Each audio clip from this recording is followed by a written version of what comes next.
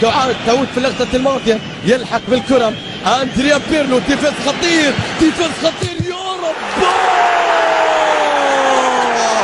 لم يعرف في طفولته غير الرعب.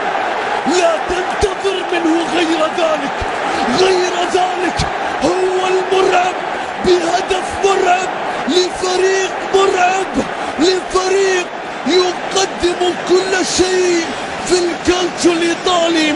ديفيز يرعب المدافعين والحراس، يخترق الشباك، يكسر العارضة، يحتفل بقميص اليوفنتوس. كان قادما إلى ميلان لكنه اليوم قادم عليهم. كان قريبا من ميلان لكنه اليوم قادم عليهم.